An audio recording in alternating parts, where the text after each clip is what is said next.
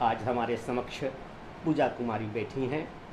तो ये वही पूजा कुमारी हैं जो अभी जेपीएससी के परीक्षा में उत्तीर्ण हुई और टॉप टू 10 छठा स्थान प्राप्त की है।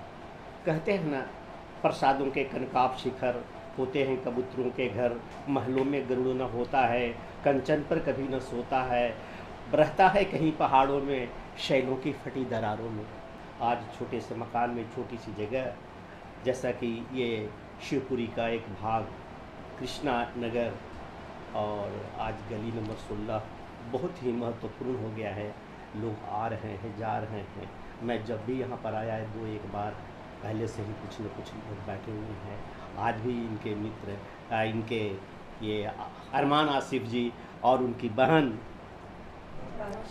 रोशनी। तो अब मैं पूजा जी से जानना चाहूँगा कि इतना बड़ा लक्ष्य और बड़ी आसानी से आपने गोल कर दिया, ये पहली कोशिश थी, पहला प्रयास था?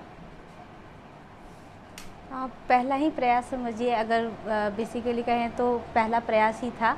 लेकिन मैं पहले से यूपीएससी के प्रिपरेशन में लगी हुई थी, तो इसलिए मेरी तैयारी बहुत पहले से चल रही थी। मेरे पीजी के बाद से ही मैंने इस क्षेत्र में तैयारी अपनी शुरू कर दी थी। लेकिन अगर सीरियसली कहा जाए तो लॉकडाउन के दौरान मैंने जेपीएससी को अपना एक टारगेट के रूप में लिया और अल्टीमेटली मतलब मुझे इसमें सफलता भी मिली है। ये पूरा समय आपको मिला जी, क्योंकि यह परीक्षा 7वीं से लेकर 10वीं बैच तक की थी, जी, है ना? जी, ये झारखंड पब्लिक सर्विस कमीशन की 10वीं प्रतियोगिता थी, जी, और 2021 की परीक्षा जो 2022 में आयोजित हुई, जी। उसमें आपने इसे निकाला। आप कभी सोचा था तो कब सोचा था आपने कि मुझे इस प्रकार की परीक्षाओं में बैठना है? जी, जब पीजी के दौरान ही मैंने कुछ प्रशासनिक लोगों से मिली थी, खासकर जो पुलिस प्रशासन से लोग जुड़े हुए थे। खासकर उस टाइम हमारे ज़िले में डीआईजी के रूप में सुमन गुप्ता मैम थी, डीएसपी के रूप में संगीता रानी मैम थी, तो उनसे कई बार मिलने का मौका मिला था। तो जब मैंने उन्हें देखा तो मुझे बहुत मतलब एक लगा कि जब महिलाएं इस क्षेत्र में, इनका जब रुतबा देखा, लोगों के बीच में उनके काम करने का तरीके को देखा, तो मुझे वो भावना मुझे बहुत प्रेरित की और मुझे लगा कि मुझे भी इसी क्षेत्र में कुछ करना है। और चूँकि मेरी कुछ पारिवारिक परेशानियाँ थीं, तो मुझे लगा कि अगर समाज में एक सम्मानजनक स्थिति पानी है तो मुझे इस क्षेत्र में कड़ी मेहनत करनी होगी ताकि मुझे इसमें सफलता मिल सके। और मुझे लगता है कि मैंने कड़ी मेहनत की, बिल्कुल ईमानदारी से मेहनत की और मुझे सफलता भी मिली, जिसकी मुझे बहुत खुशी है और मेरे पूरे परिवार को इसकी बड़ी खुशी है। आपके इस उत्तर से, उत्तर देते वक्त जो आपके अंदर भाव आया चेहरे पर, मुझे यह एहसास हुआ है कि एक रोज़गार, एक नौकरी, एक किसी भी तरह का एंगेजमेंट से अधिक आपको सामाजिक सम्मान की आवश्यकता थी, और यह लक्ष्य ज़्यादा रहा कि मैं इसको प्राप्त करूं ताकि समाज में एक स्थान मेरा बन सके। जी, मुझे समाज में मुझे एक अपना नाम चाहिए अन्यथा था। नौकरी तो कुछ भी ले सकती जी, थी आप। नौकरी मुझे कोई भी ले सकती थी, लेकिन मुझे एक सम्मानजनक स्थिति चाहिए थी। मुझे पैसों से कोई लगाव नहीं था। मुझे ऐसा सम्मान चाहिए था कि जिसने भी मेरे बारे में या मेरे परिवार के बारे में कुछ भी गलत बुरा कहा या हमारे बारे में कुछ गलत सोचा भी हो, तो उन्हें अपने आप एक जवाब मिल जाए। हाँ, इस समाज को, जी, जो विषमतावादी समाज, जो एक अधिकारवादी समाज, जो एक छत्रवाद समाज का जो भाव है, अपने हो पराये हो, सबको जवाब मिल जाता है। जी, बहुत बहुत। अब आप यह बताइए कि इतना जब लक्ष्य पहले निर्धारित हो जाता है तब तो और बोझ लग जाता है जी, कि भाई अब मुझे इससे करना ही है। जी। और कभी कभी छात्रों को प्रतियोगी छात्राओं को, छात्रों को पढ़ते पढ़ते स्वयं परीक्षाएं पास कर लेते हैं। लेकिन जिसने सपने देख लिया हो जी, तो उन सपनों को पूरा करना, प्रधानमंत्री जी भी कहा करते हैं कि सपने देखो और सपने बड़े देखो। और आपने सपना देखा, और मैं समझता हूँ कि यह आपकी आखिरी मंजिल नहीं है। जी, नहीं। जब आपने सामाजिक सम्मान और प्रतिष्ठा की बात की है जी, तो निश्चित रूप से आपके सपने और भी बड़े होंगे।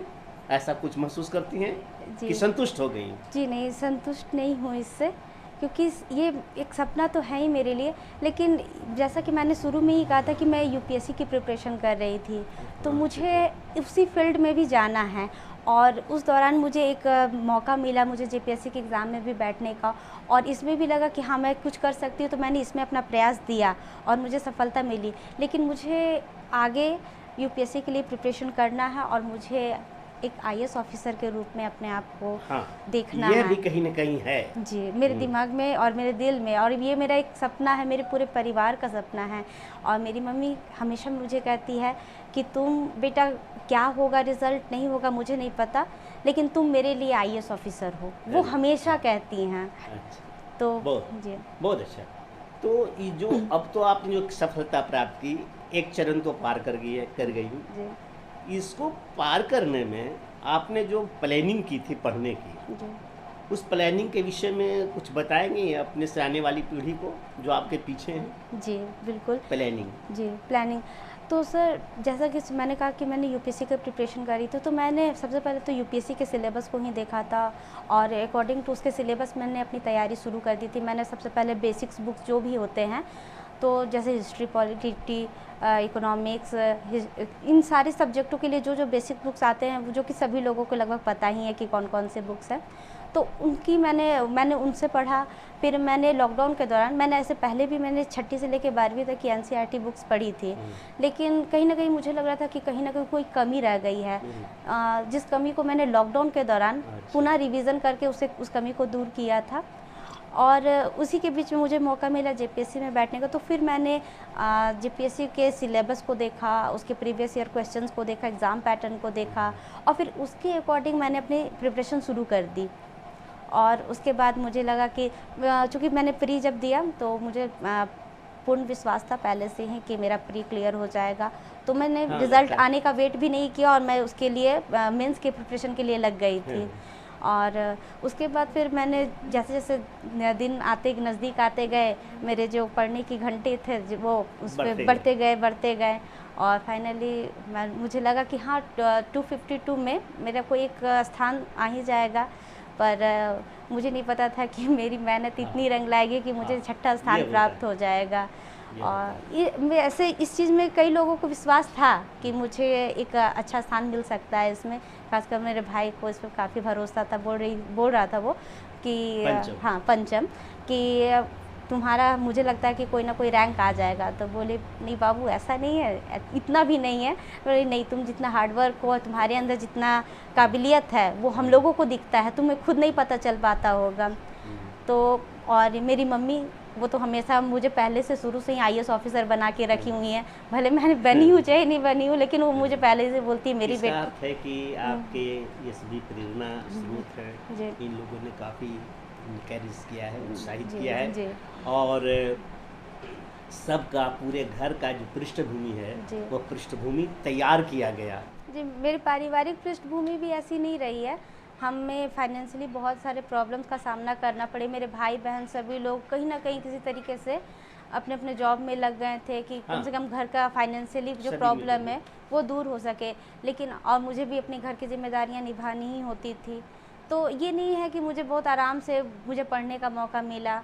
मैंने इन सारी चीज़ों को देखते हुए, इनको झेलते हुए मैंने अपनी तैयारी की है। भी ढूंढा, तिनका भी ढूंढा, घोंसला भी सही सलामत रहे। अच्छा, अब यह है कि जब आईएएस का एक लक्ष्य है, मुझे शुभकामना है जी, तो उनको करने में आपको समय कैसे मिलेगा?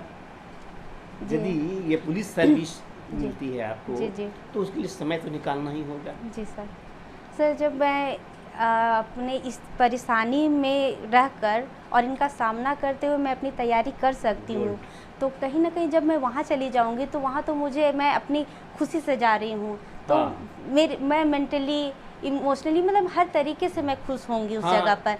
तो वो बहाना होता है लोगों का कि कहाँ से कर पाए, समय तो मिला नहीं, नौकरी बराबर परेड होता है और ड्यूटी बनी रहती है, का एक बहाना होता है। ये सही कहा। अब जब इस स्थिति में समय निकाल लिया, तो उस स्थिति में बिल्कुल सुगमता पूर्वक मैं समय निकाल लूँगी। ये बात है। आप 1900 ग्रेजुएशन 19 में, ये 2019 में ग्रेजुएशन किया था? जी मेरा उस टाइम बीएड कंप्लीट हुआ था बीएड 2019 में। ग्रेजुएशन कब किए थे? जी मेरा 16 में। हाँ 16 में। तैयारियाँ चली, पूरी परिपक्वता और सधा हुआ, शॉट मारा और पहली बार आपका निकल गया। तो अब आपके पीछे कितने भाई बहन हैं? जी हम लोग कुल 5 भाई बहन हैं, 4 बहन और 1 भाई हैं, जिसमें सबसे बड़ी मैं ही हूँ। हाँ। मेरे बाद ही 3 बहनें और भाई हैं। 3 बहनें हैं, उसके बाद भाई है। जी जो छोटा भाई है, लेकिन जैसा कि आपकी माँ कहती है जी। कि छोटा होकर के भी बड़े बड़ा भाई का काम करता है, बड़ा बिल्कुल। भाई का काम जी। करता है। वाह। तो वो क्या करते हैं अभी? अभी वो ग्रेजुएशन कर रहा है बायोटेक्नोलॉजी। बायोटेक्नोलॉजी, बढ़िया। जी और एक बहन तो ये जी। बीटेक कर रही है एक बहन इलेक्ट्रिकल में। जी वो ट्रिपल से बीटेक कर रही है। एक बहन रिलायंस ट्रेंड्स में मैनेजर के रूप में हाँ। काम कर रही है, और जो सबसे छोटी वाली बहन है वो अभी एलएलबी कर रही है। तो ये सब कुछ हो जाएगा, प्रशिक्षण इत्यादि सभी समाप्त हो जाएगा, आपका कहीं पदस्थापना भी हो जाएगा, जी तो फिर विवाह शादी जी उसके बाद सोचा है? जी आखिर नहीं होगा तो पीछे भी बहने तो हैं, जी जी कुछ तो प्लानिंग होगी। जी जी आपकी वजह से सबका रुकेगा। जी वैसा अगर कोई साथी मिलता है जो मुझे लगता है कि वो समझदार है, वो मेरे सभी समस्याओं को समझ सके, समस्याओं को समझ सके, तो अगर वैसा मुझे कोई समझदार मिलेगा तो बिल्कुल शादी से मुझे कोई प्रॉब्लम नहीं है, करूँगी। ये लेकिन आपका हाँ व्यक्तिगत बात जी। है, लेकिन फिर भी इसलिए पूछ लिया गया जी। कि आपकी मनोस्थिति कैसी है। जी जी पीछे इतना है। बहुत बहुत धन्यवाद। आपके इस संवाद से जी। हम काफ़ी प्रभावित हुए और आपके भविष्य के प्रति बहुत बहुत ढेर सारी शुभकामनाएं। थैंक